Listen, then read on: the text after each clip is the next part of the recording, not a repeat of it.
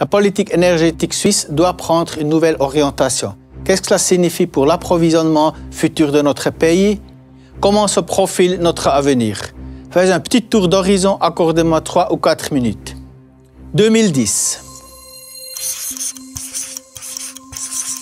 En 2010, la consommation s'est élevée à 64 milliards de kilowattheures. C'est 28% de plus qu'il y a 20 ans. Et comment se poursuivra l'évolution?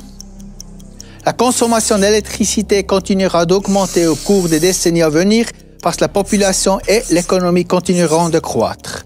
Par respect pour l'environnement, nous aurons davantage recours aux voitures électriques et nos maisons seront chauffées par des pompes à chaleur. Voilà 2 autres raisons pour lesquelles la consommation d'électricité va globalement augmenter. Grâce à des appareils plus efficaces et un comportement plus économe du point de vue énergétique, nous pourrons diminuer la consommation d'électricité.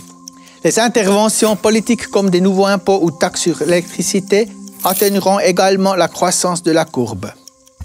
Actuellement, l'électricité produite en Suisse est issue à 55% de l'énergie hydraulique et à 40% du nucléaire. 3% proviennent des centrales thermiques et 2% de l'incinération des déchets, du soleil et du vent. En 2010, la Suisse a produit 66 milliards de kilowattheures. Actuellement, nous produisons donc plus d'électricité que nous en consommons. Mais attention, en hiver, nous devons importer de l'électricité car le besoin est 20% supérieur par rapport à l'été et le niveau d'eau des rivières est nettement plus bas.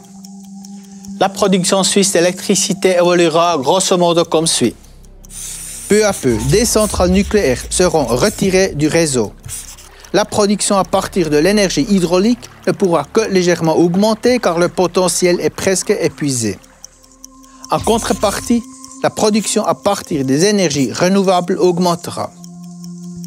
Dans quelle proportion? Cela dépendra des progrès dans la recherche et la technique. Dans tous les cas, les énergies renouvelables ne sont pas en mesure de compenser l'arrêt des centrales nucléaires et le besoin croissant de l'électricité. Comment pallier la pénurie d'électricité? Il existe en principe 2 solutions. Nous importons davantage d'électricité de l'étranger ou nous construisons des centrales à gaz à cycle combiné et des centrales à couplage chaleur-force.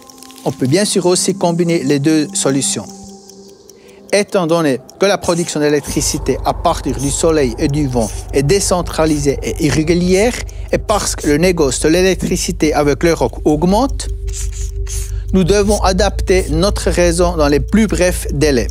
Afin de pouvoir continuer à garantir l'approvisionnement en électricité, retenons 4 points. 1. Freiner la croissance de la consommation d'électricité avec des mesures d'efficacité. 2. Une économie de marché au lieu d'un système bureaucratique pour la promotion des énergies renouvelables. 3. Remplacement des centrales nucléaires existantes d'une logique économique et respectueuse du climat.